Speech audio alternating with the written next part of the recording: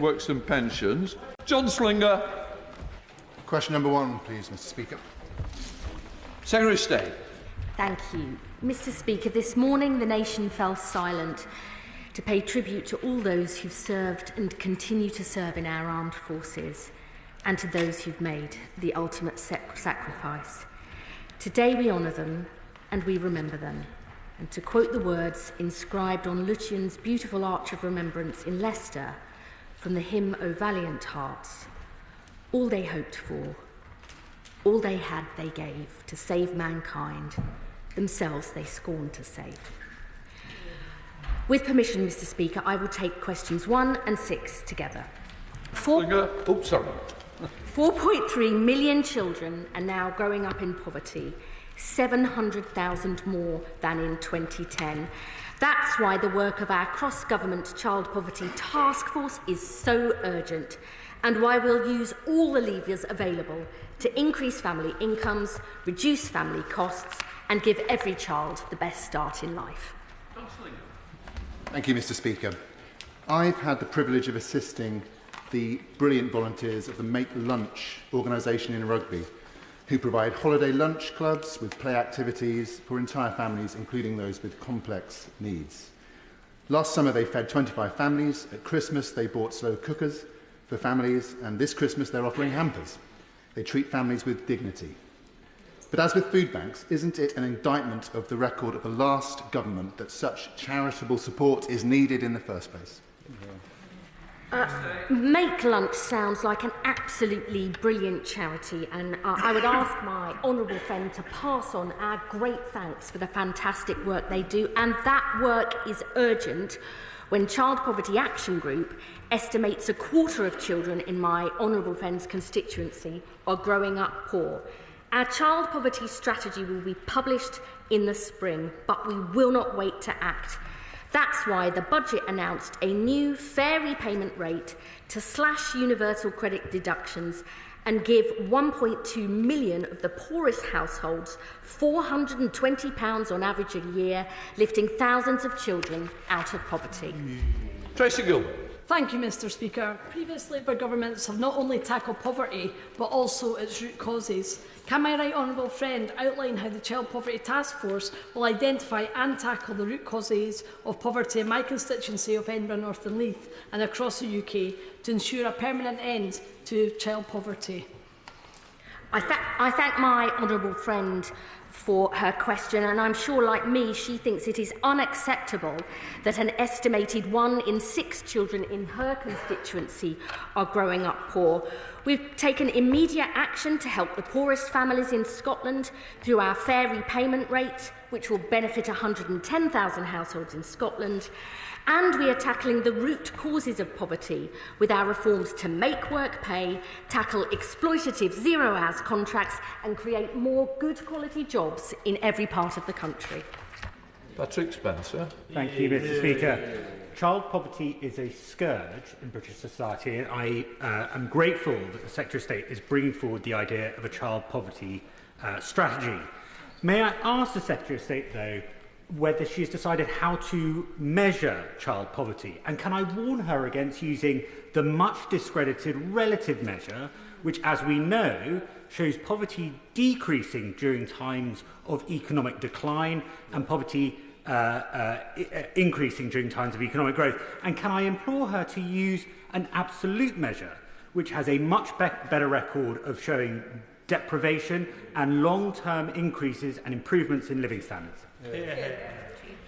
I'm afraid I'm going to disappoint the honourable gentleman. We will be looking at relative poverty after housing costs, but we will be going further, looking to alleviate the very deepest poverty. I think it is appalling that hundreds of thousands of families are forced to rely on food banks, something I know only too well from my time chairing Feeding Leicester. So we will look at relative poverty, deep poverty, but also what does it take to give every child the very best start in life by bringing together support from public services, charities and other groups. That's the way we'll bring poverty down and how we make the changes sustainable. Shannon. Mr Speaker, and I thank the Minister for that answer. Minister, in Northern Ireland, some of the highest figures in the whole of the United Kingdom of Great Britain and Northern Ireland are for child poverty. I know the Minister wants to help, and I'm quite sure of that to be the case. The usage of food banks has also been an indication. We've had a 70% increase in food bank usage in my constituency of Strangford in the last 12 months. It's absolutely incredible. So can I ask the Minister very kindly what discussions she is able to have with our counterpart in Northern Ireland at the Assembly, just to see what we can do more to help. Thank you so much. The Minister for Northern Ireland is a member of our Child Poverty Task Force. I hope myself to visit soon, and I know that the co-chair of the task force, our Education Secretary, also plans to visit. And I would say to him, one of the reasons we've introduced this new fair repayment rate to slash the level of universal credit deductions is because food banks in my constituency told me this is one of the things that really pushed people into poverty. I don't think that's what the government should be doing. It's why we've taken action, and I look forward to coming to Northern Ireland and talking to him and his constituents and the organisations fighting poverty to see what more we can do. In Roome. Question number 2, Mr Speaker. Mr Speaker, the application process for personal independence payment is being kept under review. An online process is being trialled, and we are looking at further potential improvements. Mr Speaker, one of my constituents in receipt of PIP is sight impaired, deaf blind registered, cannot use a form or fill out forms. Please can the Secretary of State tell me why PIP reassessments are being scheduled for people with incurable disabilities and terminal illnesses? The honourable gentleman raises a very fair point. It is, of course, important that we keep the awards under review, because sometimes they go up as well as down, and we want to make sure that the support that's being provided is appropriate for the claimant. But we do also need to make sure that the process is accessible, and I agree with him about that. And there is help that can be provided to manage the assessment process. I wonder if he'd like to send me more details about his particular constituents. I'll be glad to see what we can do to help. Chair of the Select Committee, Debbie Abrahams. Thank you, Mr Speaker. Yesterday it was reported in the Sunday papers that a blind woman with additional complex needs had her PIP assessment over the phone, which was approved, but then she was sent a letter to confirm that. Sense have said that over half of the people that they have surveyed feel humiliated by the process. I know my right honourable friend wants to get this right and is very keen, but can he expand a little bit more on the type of things that they're changing? Thank you. Just before the Minister does, can I just say, well, people look at the chair when they're asking the question, same with the answer. It's meant to be in the third party, and I'm completely being cut out. Can we work as not my rules, the House rules of how we should be addressing each other? If there's anybody got a problem, please have a word with the Clerks. Minister. Thank you, Mr Speaker. And my honourable friend raises a very important point. Indeed, she and I worked on an excellent Select Committee report on health assessments for benefits, which provides some very important and valuable recommendations to the department. We are going to continue to look at this. I'm not familiar with the particular case that she has referred to, but I will dig out the details of that, and it clearly is absolutely vital that this process should be accessible to people with sight impairments or other impairments as well, and I completely agree with her. Andrew Pence. Number 3, please, Mr Speaker. The legacy we inherited is almost 1 million young people not in education, employment or training. That's nearly 1 in 8. With all the long-term consequences we know this can bring for their future earnings, job prospects and health. That's why our new youth guarantee will ensure every young person is earning or learning, which is better for them, better for the economy and better for our country as a whole. Mr Speaker, the Department of Work and Pensions has described Peterborough as a national youth unemployment hotspot. In September, the youth claimant count was running at nearly double the national average. Places like Peterborough College, through its JobSmart provision, is already pulling together a coalition to respond to this challenge. So I welcome the government's Youth Guarantee and Get Britain Working plans, ensuring that young people in places like Peterborough are given an opportunity to earn or learn. Can she confirm a timetable for the publication of the white paper for us, please? The Get Britain Working white paper will be published imminently, backed with £240 million of investment announced by the Chancellor in the budget. I very much look forward to talking to my honourable friend and the organisations who are working so hard locally, because I believe the man or even woman in Whitehall can never know what's best in Peterborough, Leicester or Leeds. Richard Hull. Thank you very much indeed, Mr. Speaker. Small business in my constituency I've spoken to over the last few weeks have raised real concerns about the impact that national insurance rises will have, particularly on those in lower paid work, which means particularly young people often starting their jobs. What impact does the government think that the government's national insurance rises in the budget will have on young people and youth unemployment? Yes. Well, just last week I was visiting a very large employer, Tesco, in my constituency, looking at the fantastic work they are doing with the King's Trust to ensure more people get work and stay and work. They are absolutely determined to work with us and our local schools, employment and other providers, because they know that rather than writing off almost 1 million young people, which was the situation we inherited, this new government has a plan to get people into work, get on in work, and ensure every young person has the chance in life they deserve. Welcome, new Secretary of State, Alan. Thank you very much, Mr. Speaker. And may I say how nice it is to be sat opposite the Right Honourable Lady again, albeit regrettably having swapped places. But I enjoyed our exchanges on social care during the last Parliament and appreciated our constructive conversations during the pandemic. Though given how well she knows the care brief, I suspect that she was gutted, as I was, to see the incoming government abandon the care cap and scrap more than 15 million of funding for social care training. The consistent feedback from job centres was that the biggest barrier to young people taking up job opportunities in social care was lack of career progression, hence our reforms to create a career path for care workers and investment in training.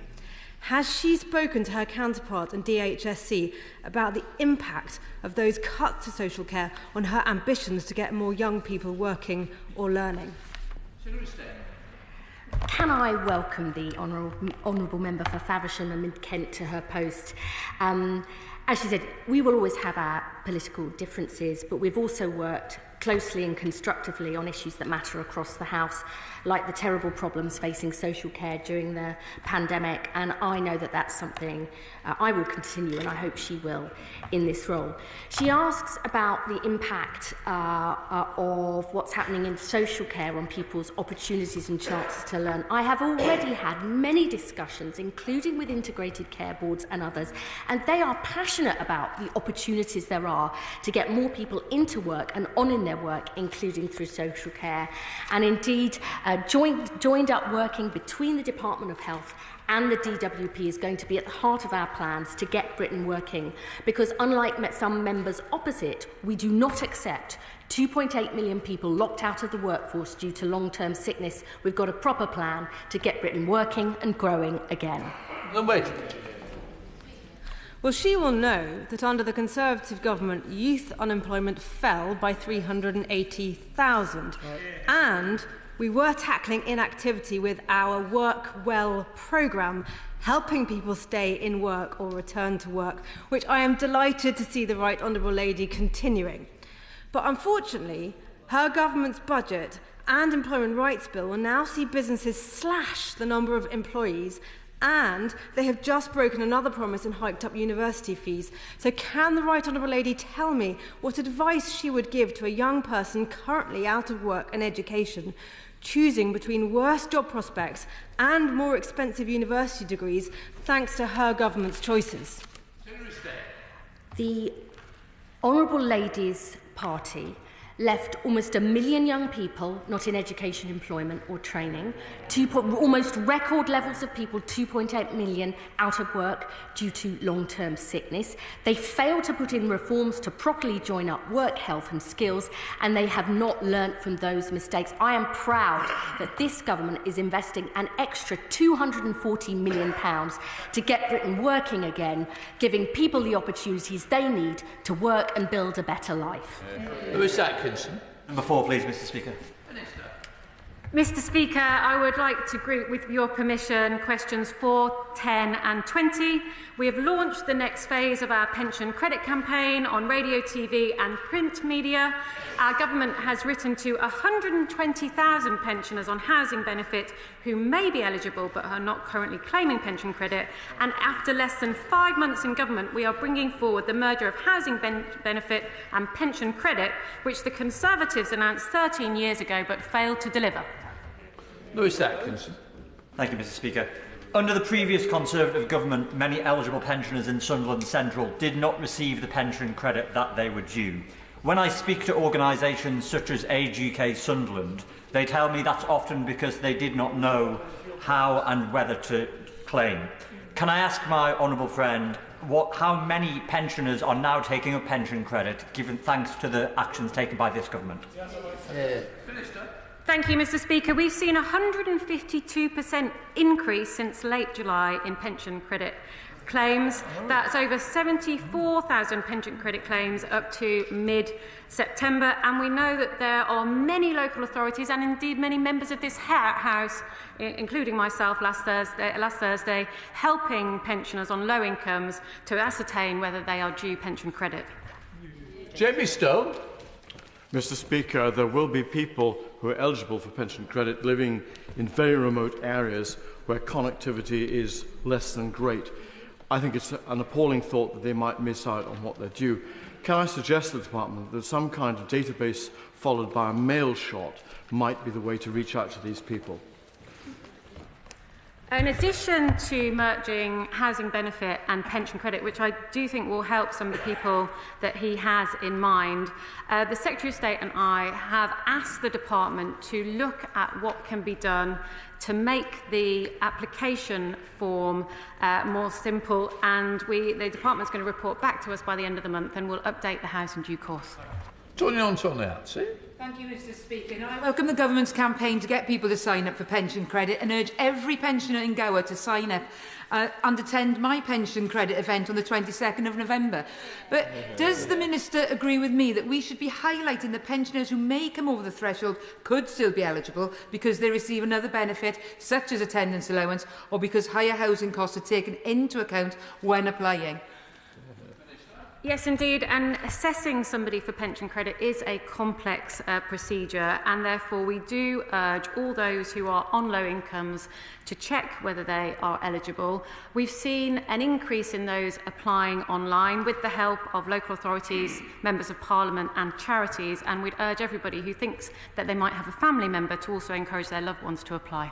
Kirsty Blackman. Mr. Speaker, temperatures are set to drop to 0 across Scotland by next weekend. Many pensioners are scared to put on heating, with the big issue reporting a 3-month delay in claims for pension credit.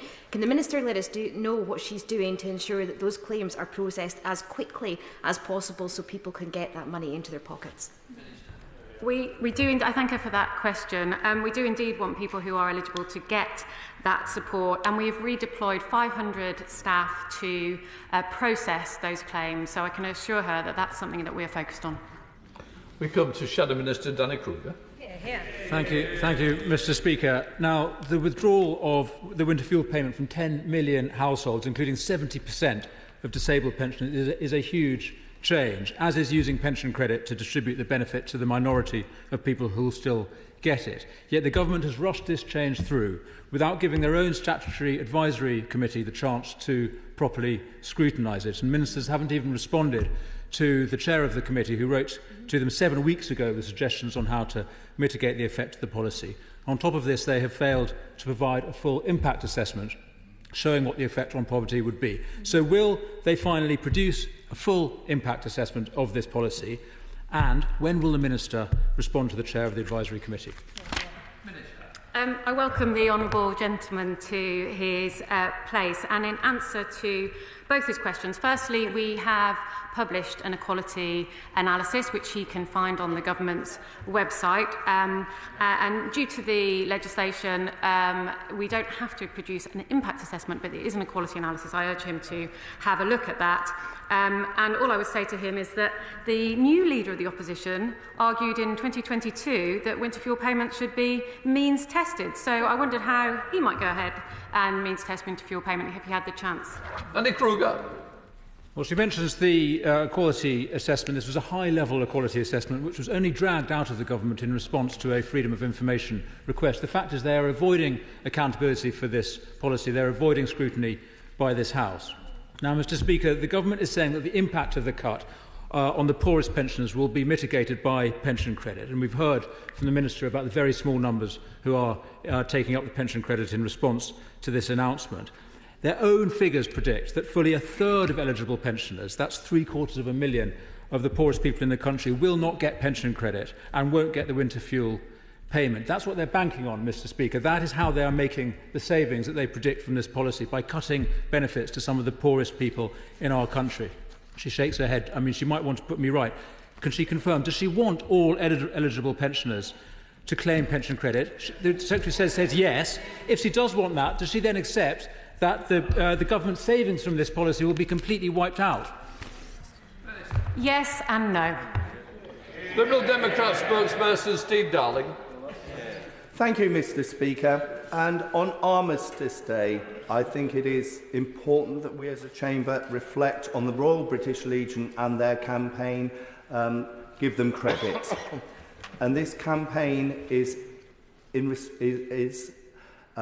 ensuring that when benefits are calculated, that military compensation is disregarded. In light of this, will the Secretary of State give serious consideration to disregarding military compensation when calculating pension credit? Yeah. Can I associate myself with his comments and those of my right honourable friend, the Secretary of State? I will look carefully at what he has suggested and get back to him. Torkel Craig. Number 5, Mr. Speaker. Mr. Speaker, after 14 years of Conservative government, 8 million adults and 4.3 million children were left in poverty. Amongst other things, the budget recently announced £240 million to support better work so that people can get the dignity of a good job and the security of a proper wage. Details will soon be available, as the Secretary of State mentioned, in our Get Britain Working white paper. Torkel Craig. Thank you, Mr. Speaker, and I thank the Minister for that answer and the assurance that came from the dispatch box that the maximum level of debt repayment from a household's universal credit is reduced from 25% to 15% each month. That's great news for Scottish families who could benefit by £420 on average each year. Much of that debt management is carried out at the DW Centre in Stornoway in my constituency. Some 65 of the 80 staff there are involved in responding to calls nationally. It's a good example of job dispersal. The service is high quality and is now involved in reducing poverty. I'd encourage the Minister to come and meet the staff there, meet with clients and see for herself the operation. Thank you, Mr. Speaker. The honourable member mentions the new fair repayment rate, which was another crucial part of the budget and a down payment on the action that we will take on poverty. Mr. Speaker, I'm fond of an invitation to Scotland and I will happily accept that one. Mike Martin. Thank you, Mr. Speaker. Question number 7. Minister. Thank you, Mr. Speaker. The Department has adopted an iterative approach, updating the universal credit system to reflect user needs as they developed. The new government is committed to reviewing universal credit to make sure that it's doing the job we need it to. Mike Martin. Thank you, Mr. Speaker. One of my constituents spent 6 hours fully awake during an operation that went wrong as doctors battled to save her life. And she was deemed, obviously this affected her mental health, and she was deemed unfit for work by both her GP and a clinical psychologist. She then went through a half-hour telephone assessment a universal credit health check, which deemed her fit to work, so she doesn't get UC, and neither was it backdated to the operation. Does the Minister think that this sounds right? And if not, will he review the case? Well, I'm grateful to him for drawing my attention to this, and I'll be what he's described sounds very odd indeed, and I'll be very happy to look at the details if he could let me see them. We are absolutely committed to making sure that universal credit does the job that we need it to, including for people in the situation that his constituent found herself in. Thank you, Mr. Speaker. I was made aware last week of a constituent who's a carer for his wife who experienced a stroke in 2016. The constituent's a veteran who lived with COPD and was awarded carer's allowance in 2017. So my apologies, Mr. Speaker. My apologies, Mr. Speaker. Late last year, the DWP began demanding return of over £51,000 in alleged overpayment of universal credit, and in April this year, under the previous government, began taking this from his state pension without warning. Can I ask the Minister if he will meet with me to discuss this case in more detail so I can help my constituent? Thank you, Mr. Speaker. As my honourable friend will know, there have been some very troubling cases of carer's allowance overpayment. I'm not sure whether carer's allowance is part of the overpayment that he's described, but I'll be very happy to meet with him and discuss what's gone wrong in this case. Lewis Scott. Speaker. Thank you, Mr. Speaker. Job centres serving the Broxbourne constituency and elsewhere will change following the Get Britain Working white paper, which has already been mentioned. This fundamental reform will have three parts: a new public employment service to get more people into work and get on in work, a joined-up work, health and skills plan, and a guarantee for young people aged 18 to 21. Lewis Cocky. Thank you, Mr. Speaker. The budget has made it even harder for small businesses in my constituency of Broxbourne to create jobs. What can the Minister do to make sure job centres connect with local businesses to help those looking for work find sustainable employment? Thank you, Mr. Speaker, and I'd like to thank the member for his question. We're honestly still getting used to being on this side of the House, I think. I'd like to thank the member for his question. He's absolutely right that job centres everywhere need to be locally responsive to employers, and we need to be providing an excellent service to local employers. And if he has further thoughts on how we can make that work in his constituency, I'd be very happy to discuss it with him. Munira Wilson. Number 9, Mr. Speaker. Mr. Speaker, the last Labour government dramatically reduced child poverty, and this one wants to repeat that success. The Child Poverty Task Force is exploring how to harness all available levers, including social security reform, and will publish its strategy next spring. Munira Wilson. Thank you very much, Mr. Speaker. The Prime Minister has said that he wants to break down the barriers to opportunity and tackle child poverty. He's also said that insecurity is the enemy of opportunity. So given that by the time the Child Poverty Task Force reports next spring, a further 16,000 children will have been dragged into poverty, and given the devastating impacts that poverty can have on a child's education, their health and their vulnerability to the criminal justice system, why won't the Minister just do the right thing and scrap the two-child benefit cap and thus lift 300,000 children out of poverty immediately? Well, Mr. Speaker, the strategy, when it's published, will be very clear about how we will tackle the scourge of child poverty, and she's absolutely right to highlight the importance of doing that. I would say to her that on this side of the House, we voted against the two-child limit, but we won't promise change until we know how we're going to pay for it. And that will be addressed in the work of the task force with results published in the spring. We're in the Jess. Question number 11, please, Mr. Speaker.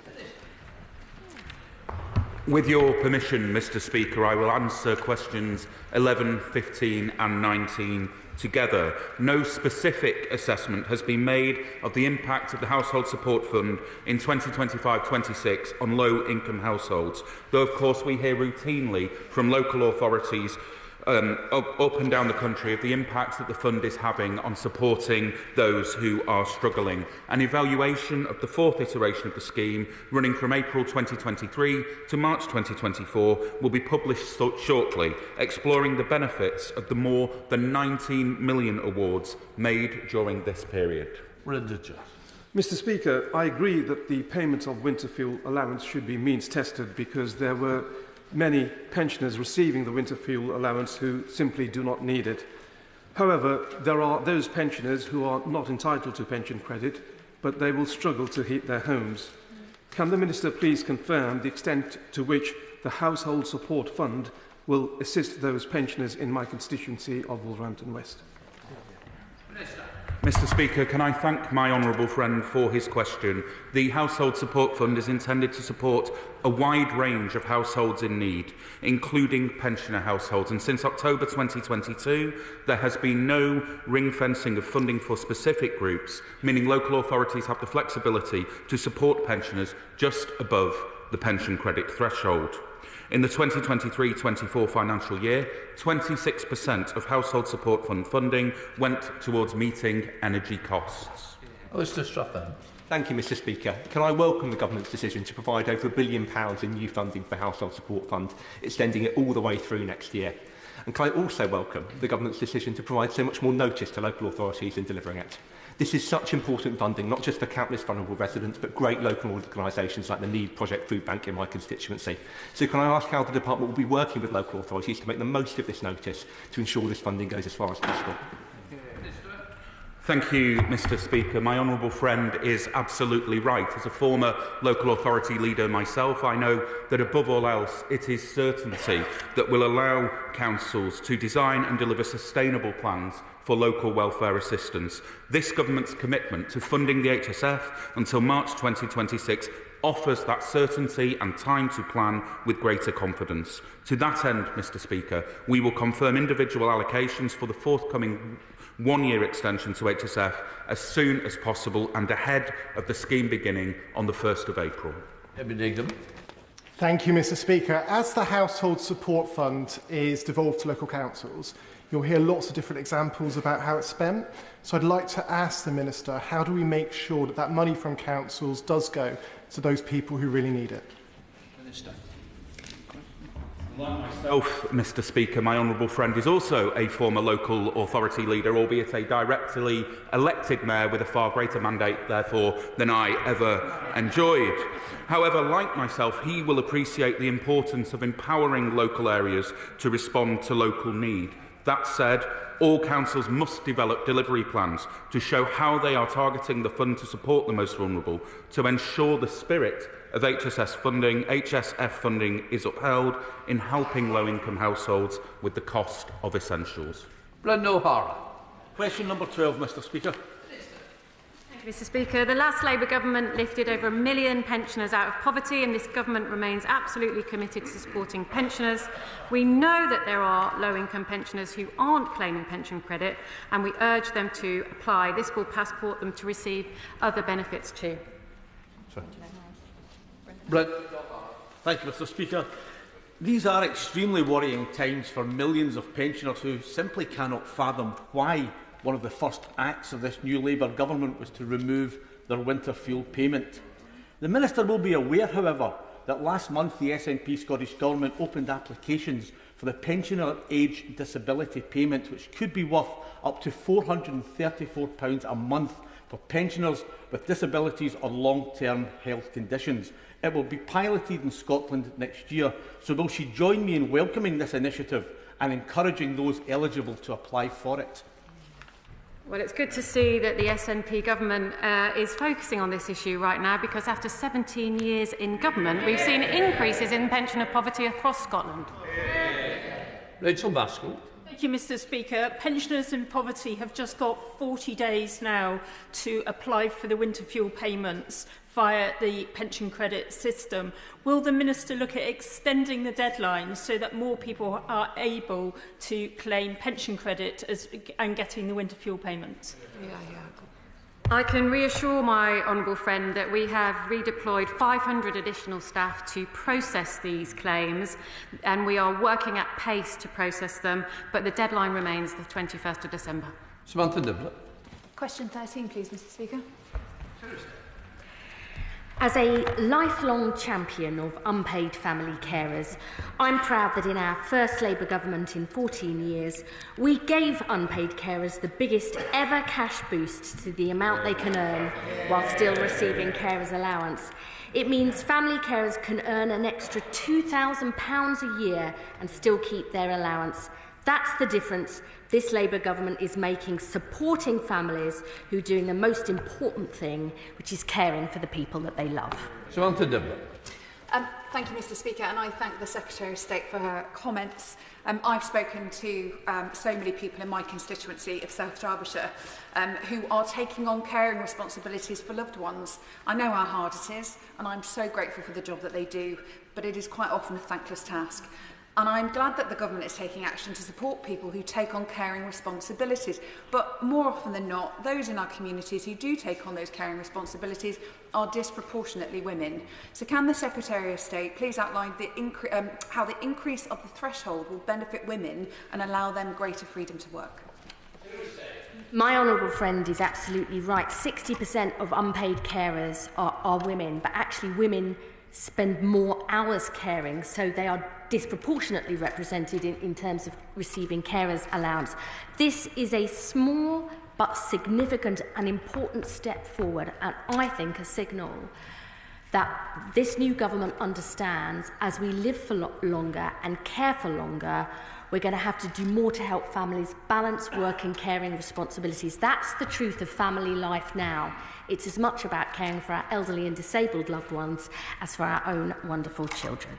Jones. Thank you, Mr. Speaker. Number 14. Thank you, Mr. Speaker. Estimates for pensioners who are eligible but not receiving pension credit were published in early October, and these estimates show that over 800,000 pensioners, that's individual pensioners, not households, are entitled to pension credit but are not claiming it. Jones. Thank you, Mr. Speaker. As the Secretary of State will know, the Chancellor's cruel decision to tie winter fuel allowance to pension credit, despite knowing that the uptake on pension credit is very low, will force thousands of vulnerable pensioners to choose heating or eating this winter. With 16,577 pensioners in Wokingham expected to be affected by these cuts, will she extend the deadline to apply for pension credit and consider pledging further support to increase take-up? Thank you, Mr. Speaker. I say to the honourable gentleman, I refer to my answer to my honourable friend a minute ago. The deadline remains the 21st of December, but I will say this to him. Thanks to the government's steadfast commitment to the triple lock, over 12 million pensioners will see their pension increase by over 4% in April next year, up to £470. And over the course of this Parliament, they will be better off by around £1,900 thanks to the triple lock.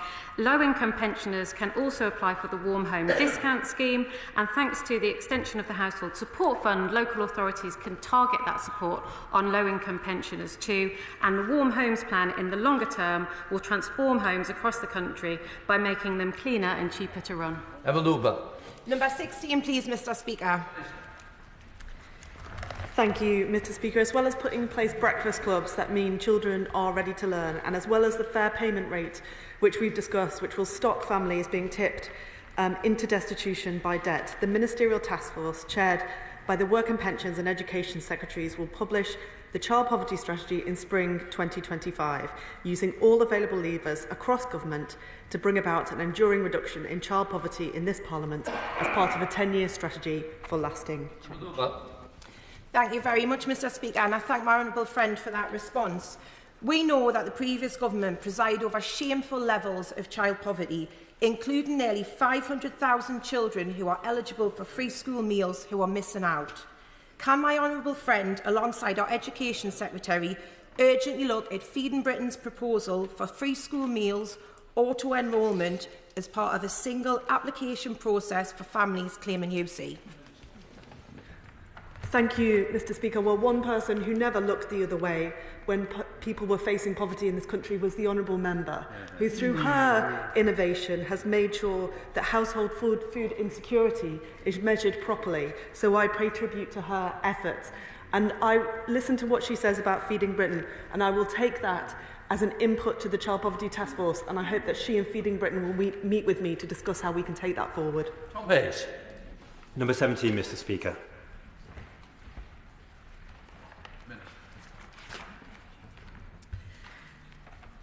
Thank you, Mr. Speaker. Helping parents to have fulfilling and sustainable work helps our economy and prevents child poverty. As we've mentioned a number of times, Mr. Speaker, the Get Britain Working White Paper will rewrite employment policy and set our ambition for an 80% employment rate. But we won't get there without parents. Thanks. Thank you, Mr. Speaker. And may I thank the Minister for that response. In recent weeks, I've been meeting with DWP in Bournemouth and advice agencies, including the Citizens Advice Bureau in BCP. And advice agencies welcome the record increase in carers allowance that was announced at the budget. They and in-work parents with disabled children have also asked about the transition from child tax credit to universal credit. This may be a matter for the Get Britain Working White Paper, but can the Minister say how the Government may further support such parents to work and earn and flexibly meet their families' needs? Thank you, Mr. Speaker, and I thank the Honourable Member for bringing that to the House and pay tribute to all those he's worked with to understand the challenge that we face.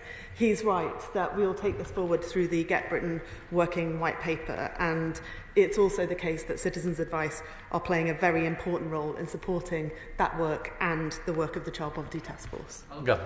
Thank you, Mr. Speaker. Number 18.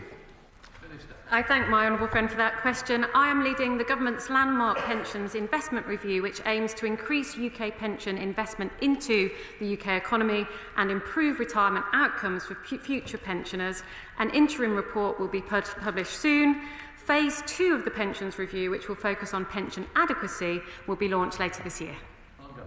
Thank you, Mr. Speaker. David Carson and Patricia Kennedy, constituents of mine in Central Ayrshire, face massively reduced pensions contributions from their pre-1997 contributions to their Hewlett-Packard pension, as current legislation index-links contributions from 1997 only. What assessment has the Pensions Review made so far of the challenges facing pension schemes, and will the Minister meet me to discuss David and Patricia's case, which affects some hundreds of thousands of people? I thank him for raising that case, and I'd be very happy to meet him or any other honourable member who has such cases in their constituencies. The Pensions Review, however, will look more at how current pension schemes improve the outcomes for future pensioners. So we're looking at driving scale and consolidation of DC pension schemes and local government pension schemes, and looking at a shift away from cost to value. And I know that's something that there's an interest across the House on that, and I hope we can work across the parties on it. Thank you, Mr. Speaker. 97-year-old Joyce from my constituency. No, sorry. 21. Oh, I'm sorry. Question 21. Oh, God. She's not the only one that's confused. I thank her for that question. The Government remains absolutely committed to supporting pensioners. We urge pensioners to check their eligibility for pension credit to ensure as many people as possible have access to the support which they are entitled to. Thank you, Mr. Speaker. Sorry about that. 97-year-old Joyce from my constituency was worried about losing her winter fuel payment. So it sounds like, quite like the Minister has experienced, she contacted my office. Unfortunately, my team was able to assist her, ran a full benefits check and helped her secure pension credit and therefore her winter fuel payment entitlement. However, does the Minister think it's right that the oldest and most vulnerable have to resort to getting their MPs to help them claim pension credit? I thank her for her question, and I'm glad to hear that she was able to help her constituent. We are looking at the form, as I mentioned in an answer to a previous question, and we will update the House soon on those developments. Sir Oldham. Question 22, Mr. Speaker.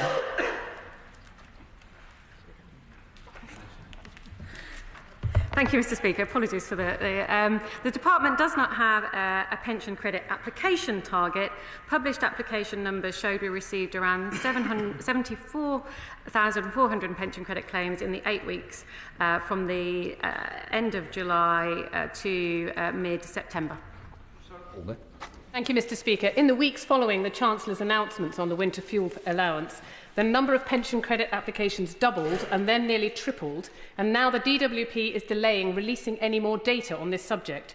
I'm concerned that the Government knows it will not be able to process these applications on time and that this information is not being put into the public domain. So will the Minister be able to tell me exactly how many pension credit applications have been submitted since the 16th of September, and if the backlog will be cleared before older people start having to make the choice between heating and eating? Thank the Honourable Lady for that question, but I gently say to her we are not delaying the publication of statistics, and there will be a new set of statistics which will be published soon. And as I said in answer to previous questions, we have redeployed 500 additional staff to help process the pension credit applications, and we urge all of those who have loved ones or who are pensioners themselves to apply if they think they're eligible. To topicals, Colin Miller. Thank you, Mr. Speaker. Question number 1. Mr. Speaker, the budget took the first steps in this government's plan to drive up opportunity and drive down poverty in every corner of the country. An additional £240 million for our plan to get Britain working. A new fair repayment rate in universal credit to help over 1 million of the poorest households. And the biggest ever package to reduce fraud and error in the system and make sure every pound of taxpayers' money is wisely spent. There is much more to do, but in the Department for Work and Pensions, change has begun. Colin Miller. Thank you, Mr. Speaker. My constituent Kevin had to stop work in 2018 due to a medical condition. He is desperate to find a job, but has consistently found he's not eligible for support from his local job centre. Kevin asked me, how does someone who has fallen out of work get back into work? Will the Secretary of State or a Minister meet with me to discuss Kevin's case and see if together we can answer his question? The Honourable Gentleman raises an extremely important point. It is not right that his constituent, who wants to work, has suffered from a mental health problem but has not got the support he needs. In parts of the country, there are steps to help provide the healthcare and other support people need, but we need to go further and faster. And my honourable friend, the Minister for Employment, will indeed meet the honourable gentleman.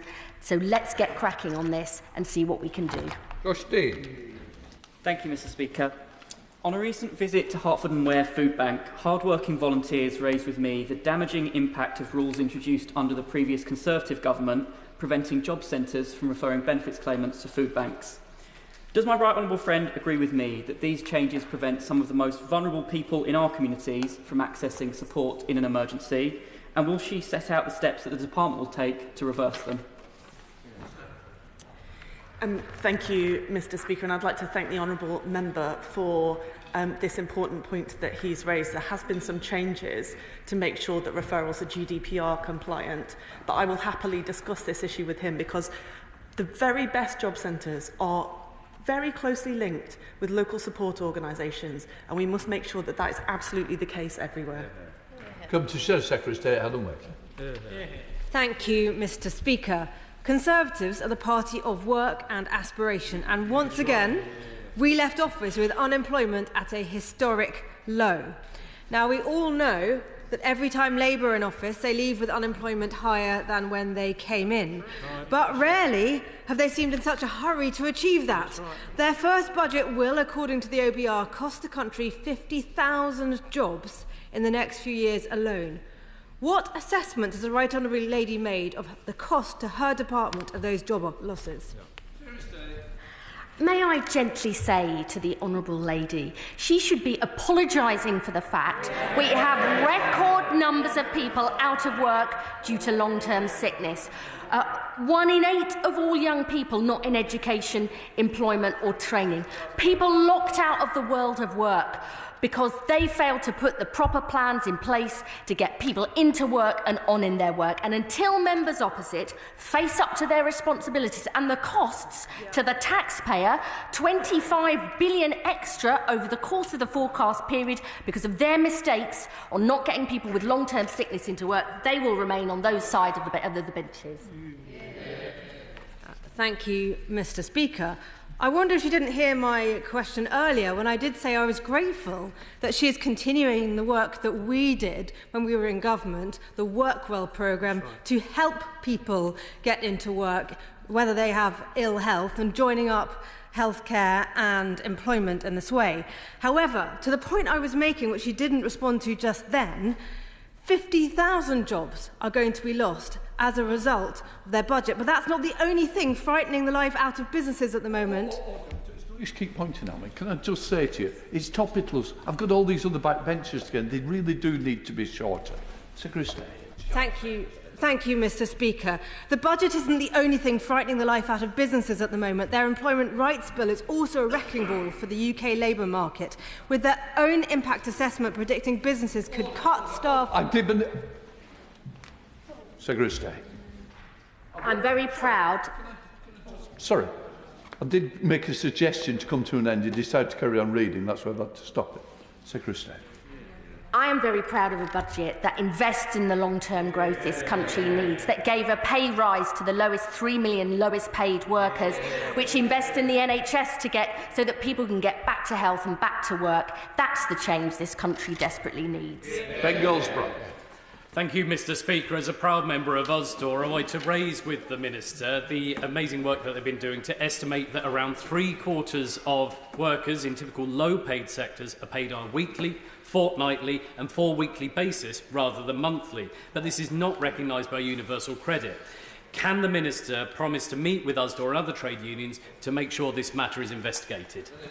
My honourable friend is absolutely right. If you're paid 4 weekly, that means you receive 13 payments in a year. So there will be one of the 12 monthly assessment periods in every year when you're paid twice. And that means you get probably no universal credit in that month, completely messing up budgeting. I'll be delighted to meet with USDOR and perhaps with him and discuss what we can do in the course of our review of universal credit. Democrat spokesperson Steve Darlington.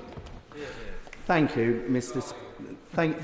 Speaker. And I'm sure that all members in this chamber are aware of the WASPy Women campaign and the Parliamentary Ombudsman's findings. Will the Secretary of State before Christmas commit to this House that she will come and give a statement in respect of the progress of her review of this Ombudsman report? Thank you, Mr. Speaker. I thank the honourable gentleman for that question. As he will know, the Ombudsman took 6 years to look at what are a range of complex cases, and we are looking at the complexity of those cases. I was the first minister in 6 years to meet with representatives of the WASPy campaign. We hope to be able to update the House in the coming weeks. Paul Davies. Thank you, Mr. Speaker. The work of unpaid carers is of huge value and is often heroic. A recent report by Carers UK revealed that 42% of those receiving carers allowance are struggling financially. I was therefore really pleased to see the significant increase in carers allowance announced in the budget, which is the largest in decades and will benefit many in my constituency. Does the Minister agree that this change will help mitigate the financial challenges they face over the last 14 years? Well, my friend is absolutely right to highlight this research from Carers UK. The increase in the budget was to the earnings threshold. It means that people will be able to earn £10,000 a year from work and still claim carers allowance, and it means an extra 60,000 carers will become entitled to the allowance. A very big step forward. Mike Martin. Thank you, Mr. Speaker. Research from the University of Bath shows that over half of working households who are receiving UC have fluctuating income, sometimes up to £400 between payment periods. This is to do with the way that the assessment periods are calculated and the income coming into their accounts. In 2019, the High Court ruled that this should be smoothed and the DWP should look at different ways of doing it. Can the Secretary of State update the House on where we are with the implementation of that High Court judgment? Well, Mr. Speaker, as I've mentioned earlier, we are committed to reviewing universal credit. The way universal credit works does mean that each assessment period, each month, there is a new calculation based on the income that the person has received, as reported by HMRC. But I'd be very happy perhaps to meet with him to talk about how the system needs to be improved further. Torstenberg. Thank you, Mr. Speaker. Carers matter, including the 3,400 carers in Swansea West. So can I welcome the significant move in the budget to increase the amount that carers can earn while retaining carers allowance? But history tells us that awareness of these rules are low. So can I ask the Minister what plans the Department has to communicate this important major policy change to carers? Mr Speaker, my honourable friend is absolutely right. The threshold will increase on the 7th of April next year, and all current claimants will receive an annual uprating letter in the spring, which will set out the new limit. And as I mentioned a moment ago, 60,000 new unpaid carers will become eligible for the allowance at that point as well. Rosie Duffield. Mr Speaker, given the new government's collective condemnation going back over the 8 years since the introduction of the two-child limit, including many members of select committees on the other side, will they now at the very least commit to scrapping the heinous, sexist and frankly disgusting rape clause element? Thank you, Mr Speaker. The Honourable Lady raises some of the worst aspects of the consequences of 14 years of Conservative government that we've been left with, and we'll be considering all of these issues through the Child Poverty Task Force. And Aldridge. Mr Speaker, Weston-super-Mare is a town of sanctuary to many with care needs. 1,319 people will be better off because of this government's increase to carers allowance. Can the Minister share with us the timescales for the independent review of carers allowance? Mr Speaker, I congratulate my honourable friend on being a Labour member representing Weston-super-Mare. I've met Leith, who will be carrying out the review, who's raring to go. The terms of reference, the timelines haven't yet been set, but they will be in the next few weeks, and as soon as they are, details will be placed in the library of the House. Kevin is a pensioner in Waterlooville. He has COPD and he struggles to breathe in the cold. He is, on average, about £55 above the poverty line in terms of his personal budget. And he's one of many thousands of people who will be hit by this government's cruel cuts to the winter fuel allowance. What practical advice, put aside political point scoring, what practical advice does the Minister have for Kevin to get through this harsh winter ahead? Thank you for that question. There's a number of things that I would suggest. The first is that the Warm Home Discount Scheme is available for those on low incomes, including pensions. We've extended the Household Support Fund, which local authorities should be using to help those on low incomes. And the Warm Homes Plan in the longer term will help make our homes across the country more energy efficient and cheaper to heat. But I will say this also, that thanks to the government's commitment to the triple lock, over the course of this Parliament, pensioners will be around £1,900 better off. David Burton-Sampson. Thank you, Mr Speaker. I agree with my honourable friend that it's vital that everybody eligible for support claims for it. But what steps is she taking to ensure claiming for pension credit is as simple as possible? Thank you, Mr Speaker. As I said in answer to a previous question, we are looking at the form. 90% of applicants now apply online, but we know that the paper form is very long, and we're looking to see what we can do to simplify it. Josh Sovereignda. Thank you, Mr Speaker. Eastbourne veteran Pauline was awarded military compensation for injuries that she sustained in service of our country. However, she said that this has led to her pension credit entitlement plummeting from £70 a week to just £10.42 a week. Will the Minister meet with me to discuss her case and ensure that no veteran is penalised for their service to our country? Thank you. He's the second honourable member to raise this, and I'm very happy to meet with him and the previous member who raised this with me. You stand back. Mr Speaker, how many current employees in the department are unable to receive further sponsorship due to the previous government's changes to the skilled worker visa salary threshold?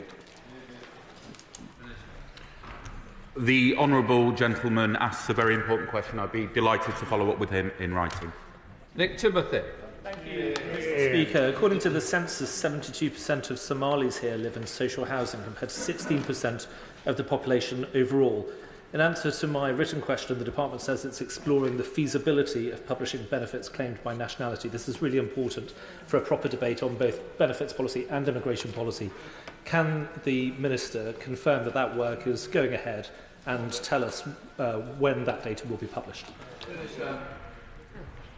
The honourable gentleman will be aware that nationality and country of origin are not factors in assessing benefit eligibility. It may well be that we look to this in the future, but I would be delighted to follow up with the honourable gentleman in writing on how we will take this forward specifically. Thank you, Mr Speaker. When I speak to my constituents in Leith South West and Morley, From Lofthouse to Farnley, they are extremely concerned about the amount of money being lost to fraud and to error in benefits. Can the Secretary of State confirm a timeline and a plan to get the $35 billion that has been lost since the pandemic back? My honourable friend is entirely right to raise this issue. The spiralling nature of fraud in this country since the pandemic and under the last government's watch is totally unacceptable. We will be bringing forward a fraud, error and debt bill in the coming months, but this is part of a much broader package, the largest ever package brought forward by any government to take out more than £7.6 billion of fraud over the course of the forecast period. Martin Wrigley, final question. Thank you, Mr. Speaker.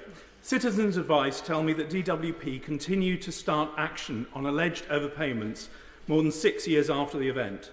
This is longer than bank records are kept to prove otherwise. Does the Secretary of State think this is fair and right?